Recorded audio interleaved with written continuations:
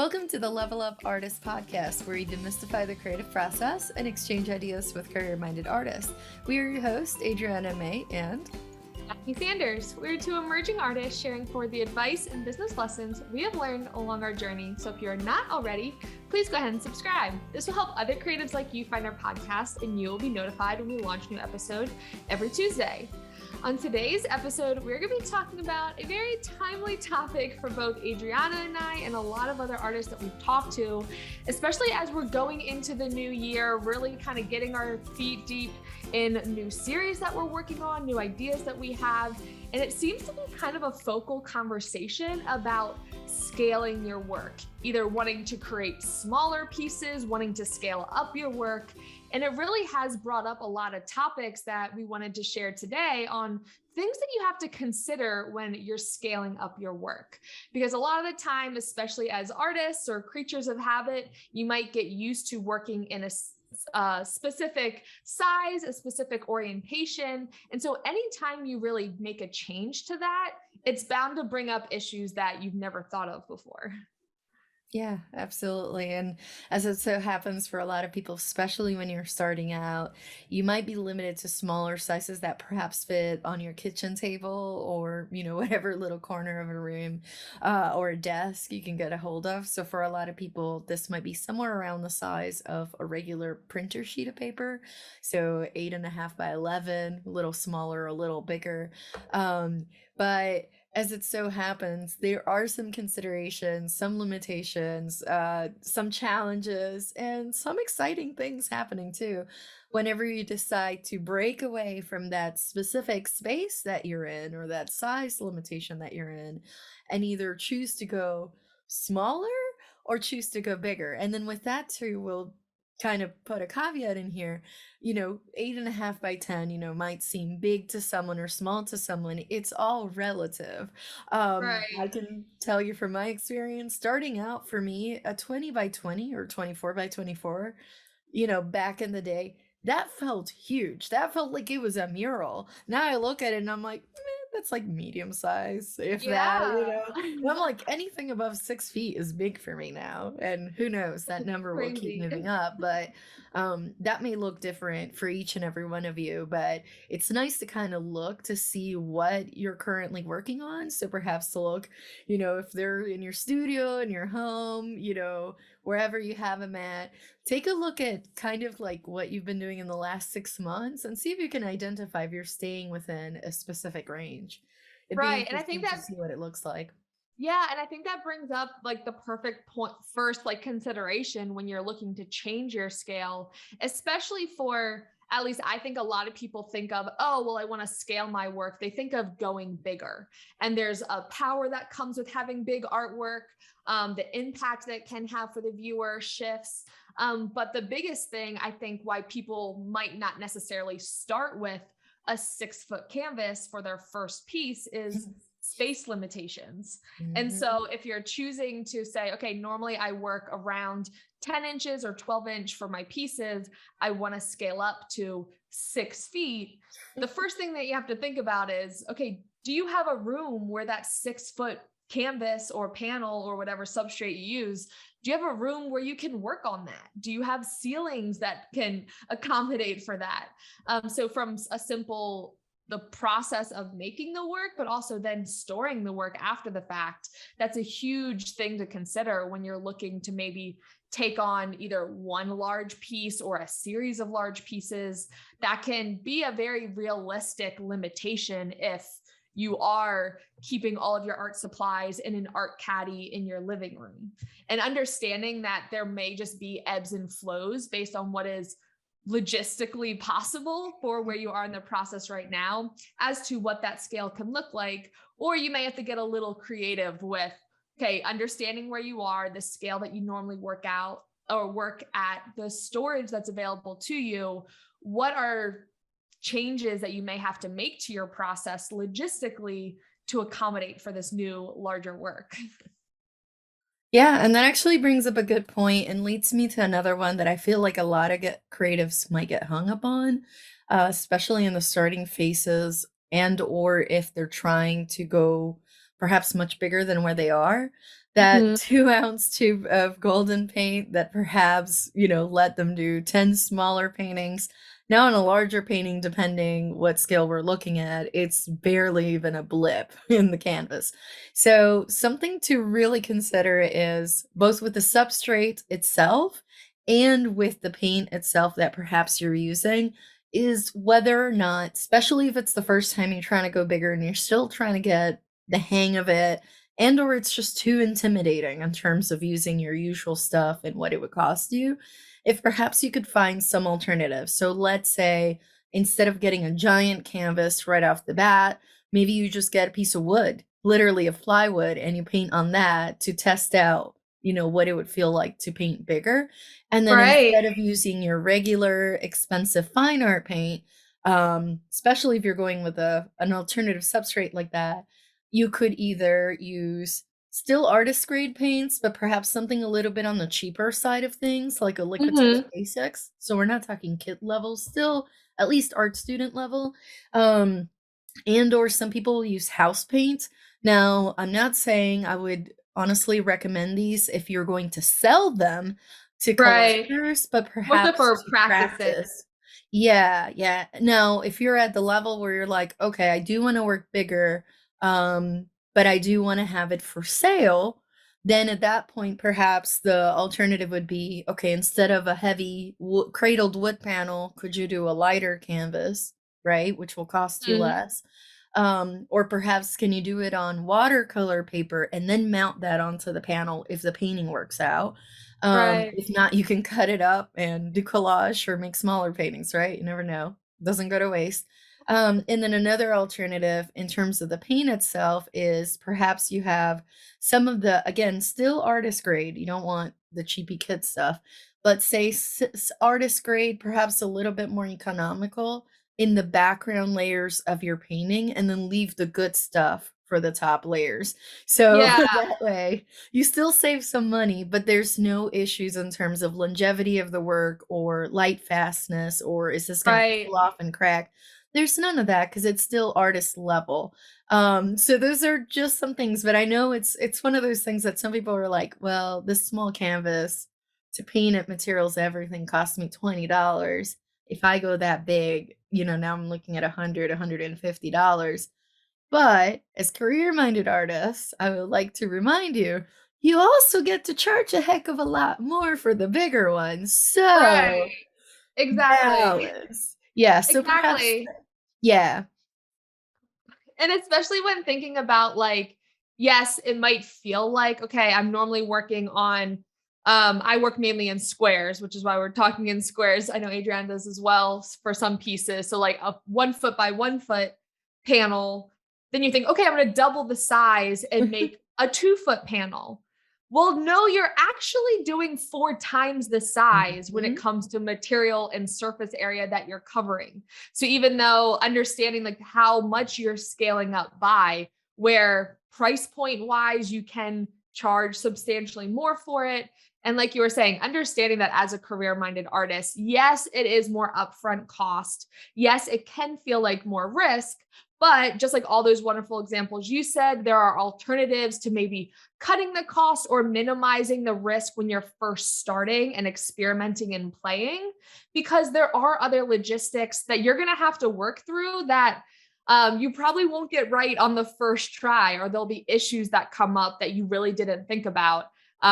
Especially when it comes to not just the surface that you're painting on, not just the paint or material that you're using, but also how are you going to apply that paint to the surface, the tools that you need. I Mhm. mean, I'm sure there are artists out there that use a 1 inch wide paintbrush on a 3 foot canvas. However, probably not the most effective use of your time or materials. And those bristles are going to be well worn by the time you get done one layer.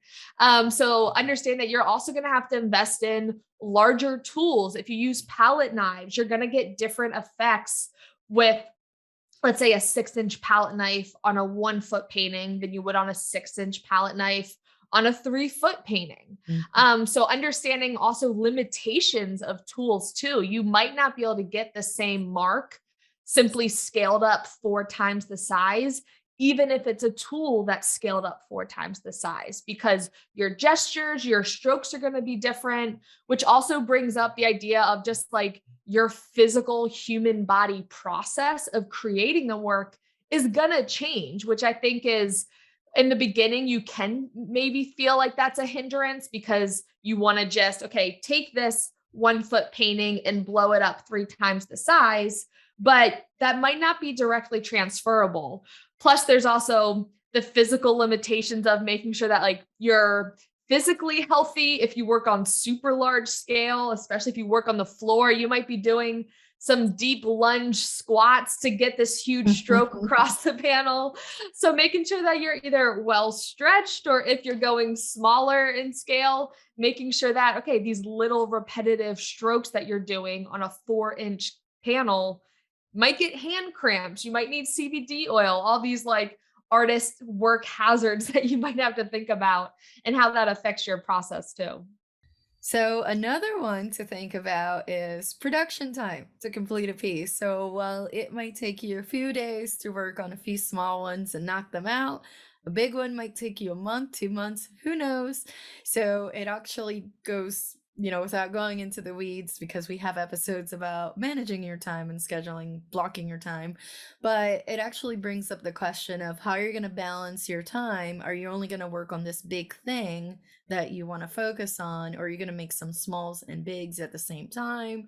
Like, how are you going to work that out? Is that just going to be your one and only kind of situation? So production time is definitely something to think about. And as it ties into what Jackie just said about injuries, if you go full tunnel vision, mode onto this painting, whereas a small one, after 2 3 hours you're like, we're done, we're walking away.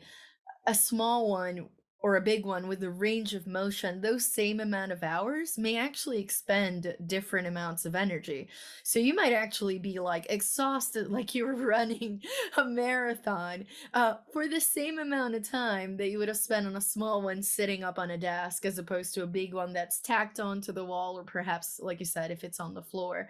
So it might just be not just time to complete, but also what kind of energies are you expending to make this thing.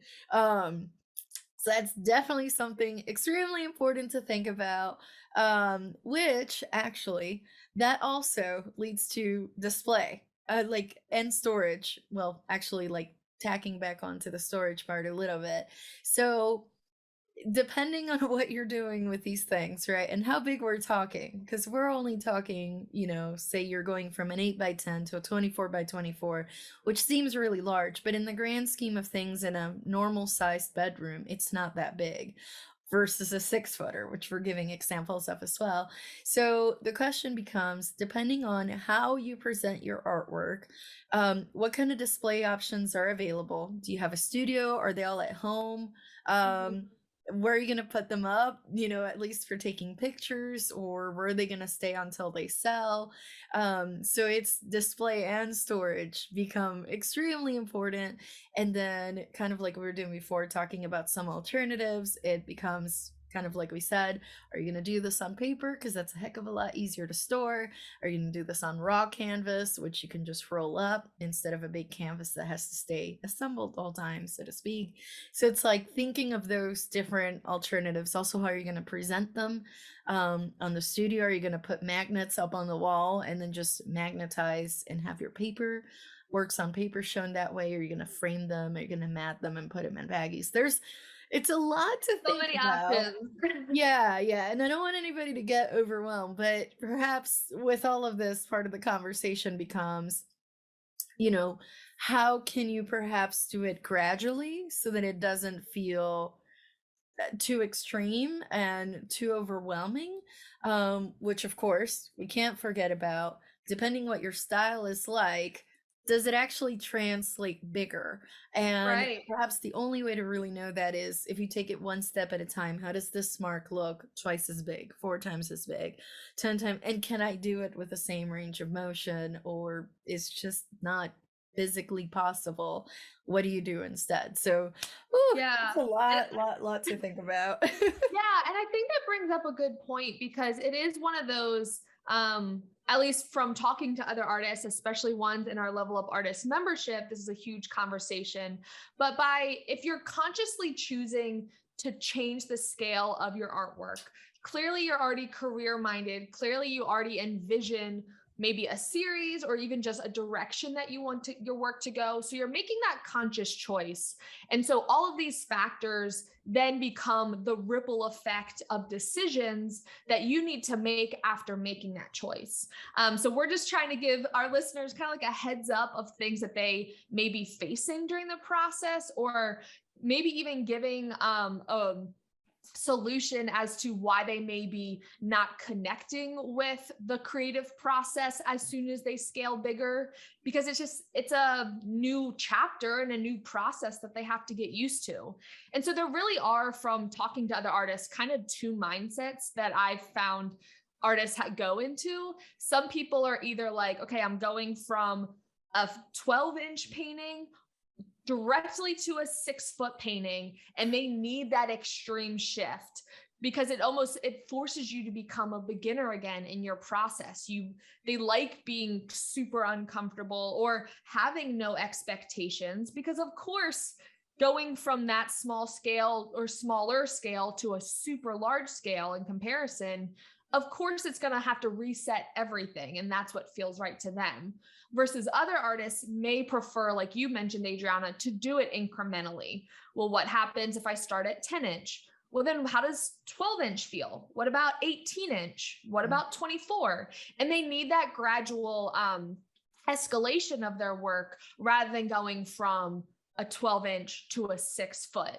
And so that depends a lot on, again, one, your preference of your process, maybe tools that you have available to you. You can then kind of segment when you have to invest in those tools. It doesn't feel like a huge upfront financial cost. And also learning, okay, this felt a little too big, or you can also slowly change the aesthetic of your work or motifs that you include slowly as you incrementally go up in scale. So by the time you get up to a 3-foot painting from a 1-foot painting, you've already made those small decisions along the way rather than being thrown into the deep end to figure it out. And they're both just like two different approaching points of how to do it. There's no right way, but definitely things to consider, because especially as from a marketing company standpoint, as an artist who's wanting to market your work and give it to present it to the homes of your future collectors, that's a huge thing that you'll have to think about too. If you're used to selling all pieces that are under 12 inches, that could be a very different audience of collectors than someone who has a 12-foot wall to put a 6-foot painting on. You're not necessarily gonna be having someone who has a single bedroom, maybe a high school student or a college student who wants to find an awesome local 12-inch painting for their room, necessarily buying a 6-foot painting. So it also shifts your collector base too, which again is not a bad thing. It's not kind of a reason not to do it, but something to be aware of from a momentum standpoint and a marketing standpoint too. Yeah, and that actually brings up a really good point. I want to think, or I want to present kind of like the idea of the cadence of your sales and how they may change is another thing to think about. Whereas a smaller one, you might have a collector, whether they have money or not. That's, let's suppose they can't afford even your small and big stuff too. But pulling the trigger on a smaller painting might be much easier for them to do versus a bigger one. Even if they can't afford it, it might take more touch points where they get to know you and build that relationship with you and get to know more about your process, your background. Maybe they get to see some of your pieces, and for them to decide, oh, once I go to a certain size and dollar amount, it's an actual investment at that point. Yeah. So sales of bigger, here's something, for y'all to kind of think about. As it relates to the sales and whatnot, would you be comfortable with, say, selling only once or twice a year? Say you have an exhibition or a big event once or twice a year, and you have your big sales of big paintings at that time, but the other months of the year there's nothing, literally nothing. but caveat, it equals to be about the same as if you did a whole bunch of small ones where you're Right. more volume based. So it's almost like, okay, you could go bigger, but then you also have to be prepared for the eventuality that biggers a lot of times don't sell as often or as fast, in Mhm. part because of what Jackie mentioned, if the person doesn't have space. So we're assuming they have the money for purposes of this example, but it might be they want to build a trust and or they have to find a space, because also if they're already an avid art collector, they may have other large paintings already, and then they might have to consider, what do I have to rotate out of, out of the Yeah. space in order to accommodate this awesome painting I found by this local artist that also happens to be big. So um I know we've had podcast episodes of this on the past, but that's why you'll hear us advocate a lot to have a variety of sizes. So even if you do want to go mostly large, having something that's a little bit more, yeah, a little bit more you can hand carry it without any special instructions, would probably be nice. Also, if you are looking to, get a gallery to represent you, you're asking them for a lot of wall commitment if you want them Yeah. to have a big one, whereas they could have a lot of smaller works that they can try to sell individually. um so Yeah. that's, yeah, you're taking a lot of real estate in a person's home and in a gallery if you choose to work with a gallery. So definitely consider whether you're okay with waiting months, maybe years. Some paintings, some of the larger ones might take years before they find their new owner. So it's something to definitely consider.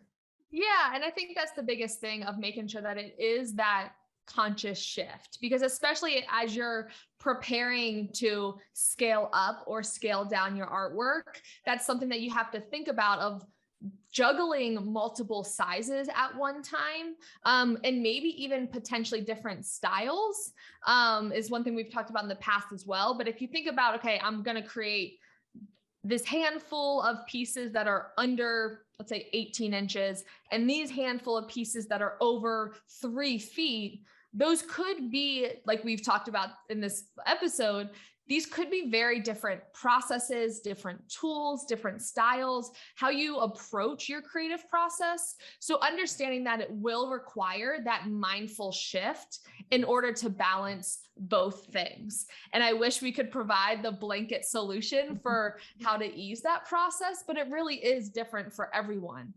So some artists may say, all right, I like getting the momentum of working all large. So maybe they do 1 month working large, 1 month working small, 1 month working large, 1 month working small. Or say, okay, the first 6 months, I'm only working on small pieces. The second 6 months of the year, I'm only working on large pieces. It really depends on how your creative process flows and what you feel comfortable with. But making sure that you also account for that of having to jump back and forth within a scale, and how that affects your creative process too. Yeah, or alternative, you might be one of those folks that likes to work on all the sizes at the same time. Yeah. There is that too. It's like, at least I can speak from personal experience. I'll have a 3 footer next to a 1 footer next to a 6 footer. And they're all going at once. But that also means, with the experience of having worked in all those different sizes, my tub of, of paint, and water and everything else, there's different sizes of brushes and tools, and also the paints that I have out. Nothing is like dime size on a plate situation. It's all bigger amounts, bigger squeeze bottles, bigger, like sealable containers Yeah. full of paint.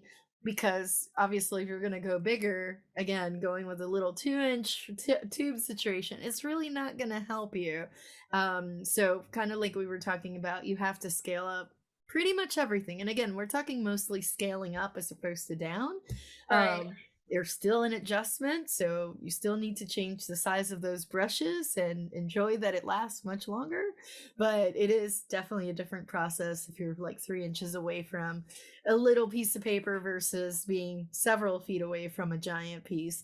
Um, But Yeah, yeah, especially if you're thinking about doing a series like you mentioned, even if they're all within the same series, but all different sizes. I know this is one thing that you and I are both juggling right now, and at various points of that process. But thinking, okay, if I'm creating this one cohesive body of work, these are the base colors that I'm going to be using. It does take that prep time to say, okay, if I know I'm going to have these 6 core colors in the series that are custom mixed, it doesn't make sense from a time standpoint to have to custom mix that paint every single every time. painting session, no matter what scale you're working on. So that's a tip that we've been working on right now. I know we're both doing it in our studios of kind of establishing that core palette. And then you can mix that paint in bulk so that each time, there's at least that one tie through all of the series, no matter if it's a 4-inch painting or a 6-foot painting, because there's the same palette and a general same style. They're inherently gonna be uniform, which is super awesome because then it saves you time, it saves you waste of paint, and also that these are exactly the same colors and you can make choices throughout your painting process of how you want to manipulate it from piece to piece. Yeah. And then if you decide to go so big that you go into the mural category. So far we've Yeah. been talking like 6-footer, like canvases, maybe cradled panels, maybe like, piece of plywood that you're playing around with. But if you decide to go to mural level of big, there are a few other things to think about. So if you're not interested in murals, cover your ears for this part. I'm kidding. Actually thinking about how muralists kind of handle big paintings could actually be helpful if you're working smaller and are looking to scale up. So it's actually a good idea to see how they do it because they have to be efficient. The weather can change at any Yeah. point. So there's environment kind of situations going on. There's like other technologies, there's cranes and lifts and ladders Oh and yeah. they can still crank out this amazing artwork on these uneven surfaces, mind you, bricks and masonry and all kinds of stuff, right? Um, they can work on all these kind of ridiculous conditions. Oh, cars passing by, people walking by, stopping and talking. Asking I mean, questions, giving yeah, commentary. yeah, there's a lot going on. Yet, when you look at the finished piece, it looks amazing. So, actually, even if you're not going to go mural level, I think it would be nice to see kind of what they're using. What kind of brushes are they using? What kind of paint are they using? That's where I first heard the tip about using house paint and using a wood panel, like from the hardware store. Not for fine art sale per se, but more for practice. I heard this from other muralists, and they were like, if you're just starting out and you don't know what the scale is like, you use stuff you would use to paint a house, the same brushes, the same house, even some rollers. But they're like, that's how you do it, and you keep it, scalable, but at the same, because it can still work for something, a bit smaller. But if you are looking to look huge, it gets to a certain point where some of these tools just don't get any bigger, and the paint doesn't get any cheaper by the gallon or the pail. So it does reach kind of a limit. So definitely something to look at is kind of what are they using, and perhaps if you're experimenting, getting some tips from there. Yeah, exactly. So speaking of murals, question for you, Jackie. Oh Have you man. ever worked on a mural, interested in working in a mural, and or what's the scale you work on and how big do you want to go? Yeah, so I have not initiated a mural project myself. I've been an assistant for one back in 2016 up in Virginia, and it was the coolest experience ever. The artist was from New York and she came to our college. So one of my art professors said like, "Hey, like she's needing of artist assistants. Do you want to help?" And I'm like, "Yes, absolutely, of course." So basically just spent 2 weeks helping her install her mural. It was like a mural installation type thing, getting to use, like you were saying, different lifts. It was cool because it was inside one of our performing arts buildings and it like wrapped around the staircase. It was just such a cool experience, especially at that point. I had only made paintings in like my painting classes or like digital art for projects that were very limited in scale. I think the largest I had worked at that point was like 2 feet. So then working on a literal like 30-foot wall was insane. So I definitely have doing murals on my radar. It's definitely something I want to pursue. And I have some sketches of a handful of designs that I plan on proposing to different spaces this year. But from my normal art process standpoint, I feel like I haven't explored scaling up too much until this year. When I was working out of my home studio, most of my pieces were 8-inch squares, 10-inch squares. I had one that was 18 inches and it felt ginormous, which it's funny because it's so equivalent to the space that you're working in. Like I was working in half of a second bedroom that was like 2 desks. And so in that space with all of my other art supplies, all of my other paintings, like when you think of like the amount of wall space that I had available, that was a huge investment of wall space. But then the second you move into a larger room that you're making work, it was almost like comical how small the pieces felt in the new space because I brought like all of my work in and it covered maybe like a quarter of the wall. And so I'm like, how like this piece used to feel huge and then it feels so much smaller. So this year I'm challenging myself with doing 12 3-foot square panel paintings, which I'm super excited about. And even 3-foot at this point isn't huge, but I'm excited to just, like we were saying, kind of explore what that process looks like and committing to doing at least like over 10 of them. My goal is 12 to 15. And so really committing to, okay, the first one might not be as well oiled of a machine as the 6th one, but almost like committing to the process of learning rather than doing one and then saying like, oh no, I don't like this, and then retreating backwards. I'm definitely one who thrives under big challenges and just having no expectations for myself, but leaning into the process. So I'm super excited to see how that will go this year. And I'm definitely in the prepping stages of it right now, picking the color palettes, and kind of casting my vision for what I want it cohesively to be. But scale is definitely top of mind. And I know it is for you too, Adriana, right? Like you're looking to go big this year. Yeah. So just like you, yeah, at one point an 18 by 18, 20 by 20. I mean, they all felt relatively big. Yeah. I remember the first time I got a canvas that was like 2 feet by 3 feet, and I thought it was huge. It's still sitting in the closet somewhere, by the way, unfinished. So from several years ago, I got so intimidated by it, I never finished it. No Maybe way. someday, because we don't like to waste resources. So there's that. Yeah.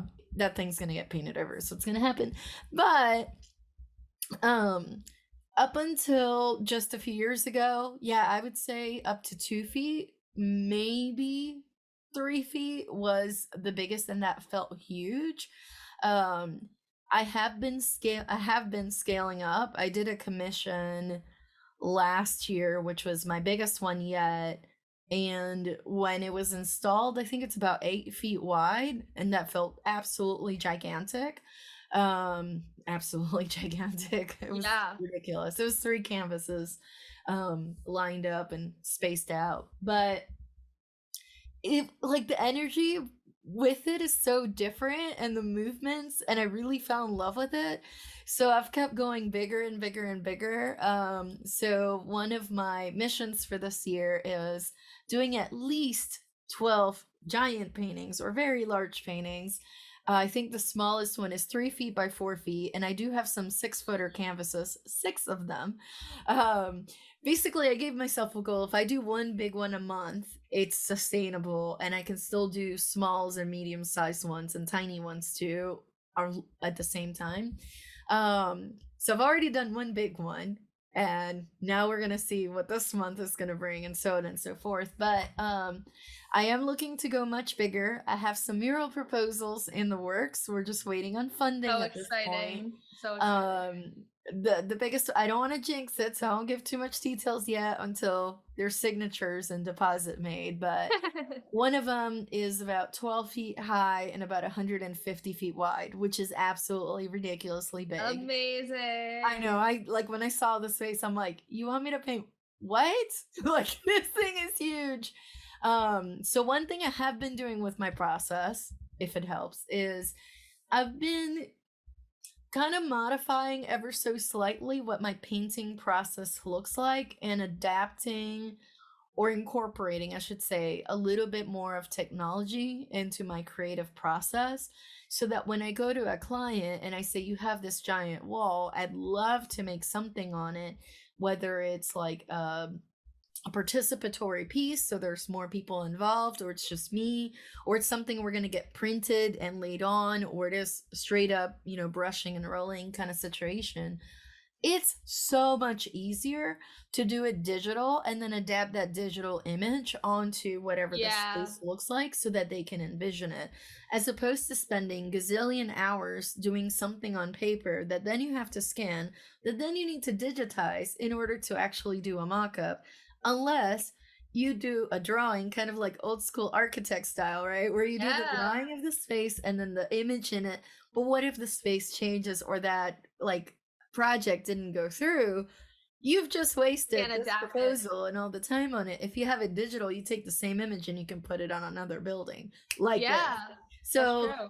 that's something I've been working on my process. So more on that on a future episode, I'm sure. But I've been modifying a little bit the way that my sequence of things happen in my creative process, if you will, from planning to execution, so that it can be adapted to a mural situation. So a lot of the ones I'm working in now, I've been practicing.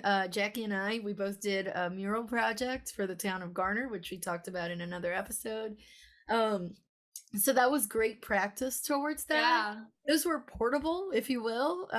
They put them all around the town, so you made them in advance and then transported them and then they installed them, as opposed to you being outside painting there day by day, hour by hour. So it was actually very nice to paint them in our studios first. Yeah. Um, but that was great practice for scaling up towards a project in which now it is on a wall inside an office or outside a building, and what does your process look like, all the different steps, and how can you adapt? If you're using palette knives, for example, that's not going to translate to a brick wall outside. Right. You're going to have to find some other way to do similar marks. Maybe you're using Yeah. a broom at that point. I don't know. But Yeah, and if I you're think going to go murals are bigger, like its yeah. own like sub segment too of like murals is very different even then of like just scaling up your in a living room work or in a museum work. Yeah. Um But it's yeah, not so impossible, depending what your style is. It's definitely not. I mean, whether it's really detailed botanicals, I've seen some that look photorealistic, but they're on the side of a building, or right. it's abstracts, or it's figures, animals, whatever it is. It's thinking about how can you take that process that you currently have for your current work and how would it translate to something bigger, and then just adjusting accordingly and see how it feels. Yeah, that's all so true. And whether you decide that you want to do murals or work on 10-foot panels or simply 2-foot panels, if you're used to working smaller than that, the biggest thing that we hope that today's episode help bring out the different factors that you have to consider, emotions that you may be feeling during the process, kind of giving reason for them. But really wanting to challenge other artists that if you're choosing to make the decision to change the scale of your work, really making sure that it's a conscious choice, set that goal for yourself, and preparing accordingly with your space, with your time, with your materials, with your tools. And then really just leaning into that new experience with the understanding that there will be a learning curve, but it will be worth it if it's something that you've been thinking about for a long time. It will be worth leaning into the process and exploring what that might mean for your creative process, because who knows, maybe you're used to working again on smaller 12-inch panels, but then you really connect with creating 4-foot paintings. And that's the new chapter of your creative evolution. But you'll never know until you just dive in and start exploring it. So hopefully today's episode gave you a little momentum and excitement for what is to come. Yeah, definitely give it a fair chance, see how it feels. And no matter what, you don't have to go bigger, by the way, but we would welcome you, or encourage you, I should say, to give it a try, because it's definitely a different feel from working smaller. So with that, we're going to wrap up today's conversation, and we hope you enjoyed this episode. As always, both of our blogs will be linked in today's show notes, where you'll find episode notes and links to all of our other podcast episodes. If you want to stay connected with us in between episodes and share what you've learned, maybe you have some tips and tricks for going bigger, let us know. You can share with us on social media. I'm at May Art across all platforms. And I'm at J Sanders Studio on all platforms. Thank you so much for listening. We'll talk to you next week.